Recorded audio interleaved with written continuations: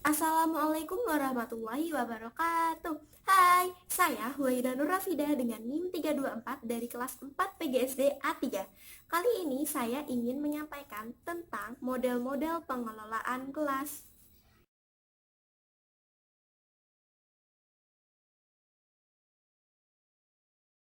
Untuk subpokok bahasan tentang model-model pengelolaan kelas di sini ada tiga.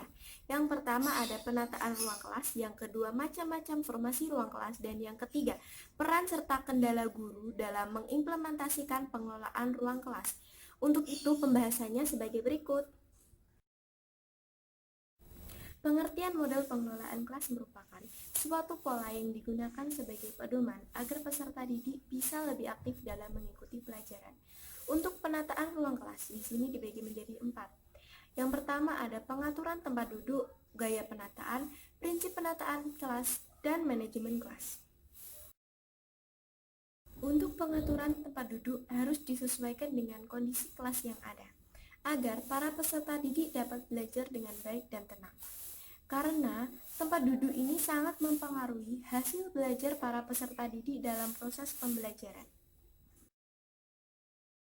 Berikut prinsip penataan kelas menurut John W. Santrock. Yang pertama, kurangi kepadatan di lalu lalang. Prinsip penataan ruang kelas menurut John W. Santrock. Yang pertama, kurangi kepadatan di tempat lalu lalang. Yang kedua, pastikan guru dapat melihat dan mengontrol seluruh peserta didik. Yang ketiga, materi pengajaran dan perlengkapan para peserta didik mudah diakses. Yang keempat, pastikan para peserta didik dapat melihat seluruh isi kelas. Menurut tokoh Novan Ardiwiani mengemukakan bahwa macam-macam formasi ruang kelas terbagi menjadi 11, diantaranya sebagai berikut. Yang pertama ada formasi tradisional atau konvensional. Formasi ini sangat klasik karena banyak digunakan di sekolah-sekolah Indonesia. Formasi ini memiliki bentuk berderet memanjang ke belakang dan cocok digunakan untuk metode ceramah. Nah, untuk contohnya bisa dilihat di gambar ya. Yang kedua, ada formasi auditorium. Formasi ini memiliki bentuk posisi tempat duduk berderet memanjang ke samping. Bentuk formasi ini seperti saat kita sedang menonton konser. Nah, seperti itu ya tempat duduknya dan panggungnya. Cocok digunakan untuk metode ceramah dan tanya jawab. Formasi yang ketiga, ada formasi chevron. Biasanya digunakan untuk mensiasati kelas yang memiliki banyak peserta didik. Formasi ini seperti huruf V ya. Untuk mengingat-ingatnya, formasi chevron adalah formasi yang seperti huruf V. Cocok digunakan untuk metode ceramah, interaktif, tanya jawab, dan diskusi kelompok. Formasi yang keempat, ada formasi letter U. Dari namanya saja, kita sudah tahu bahwa bentuknya adalah seperti huruf U. Formasi ini cocok digunakan untuk metode diskusi, presentasi, dan kerja tim. Formasi kelima, ada formasi meja pertemuan. Memiliki bentuk yang biasanya digunakan dalam posisi tempat pertemuan dan seminar. Contoh dari formasi ini seperti di acara ILC, Indonesia Liars Club, yang ada di TV One. Yang keenam, ada formasi konferensi. Formasi ini menggunakan meja panjang yang cocok digunakan untuk metode diskusi, tim kuis, dan debat aktif.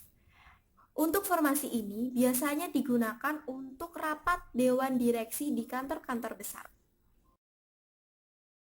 Yang ketujuh, ada formasi pengelompokan terpisah. Formasi ini dibentuk dengan cara memisahkan kelompok-kelompok yang sekiranya sudah bisa mandiri dari guru dan diletakkan di tempat yang agak jauh dari guru. Sedangkan untuk kelompok yang masih butuh pengawasan guru diletakkan di dekat gurunya agar dapat menerima bimbingan langsung oleh sang guru. Yang kedelapan, ada formasi tempat kerja. Formasi ini biasanya digunakan di laboratorium. Mejanya dibedakan menurut bagiannya masing-masing tempat yang saling berhadapan. mendorong partner belajar untuk menempatkan dua siswa pada tempat yang sama.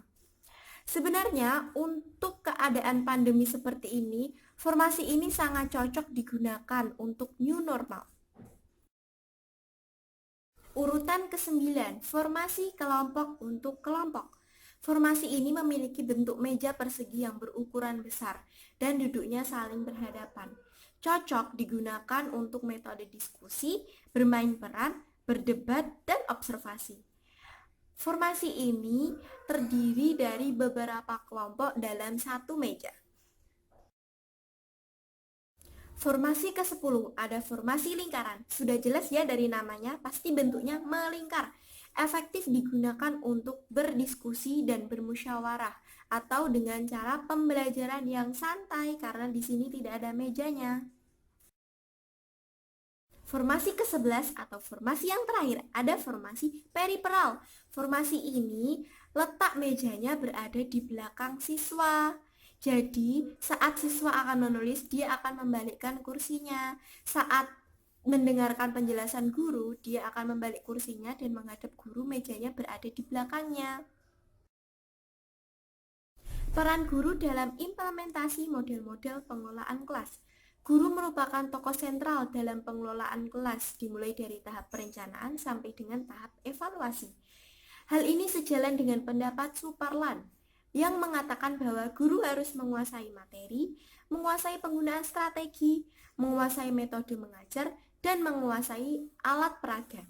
Karena digunakan untuk menilai hasil belajar siswa, aspek-aspek manajemen kelas, dan dasar-dasar kependidikan. Kendala guru dalam mengimplementasikan model pengelolaan kelas.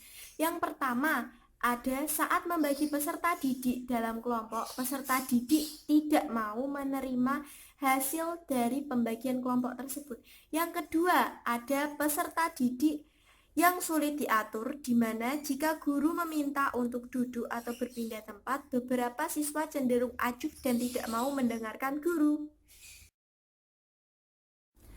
Sekian dari penyampaian saya tentang model-model pengelolaan kelas dan terima kasih telah menonton.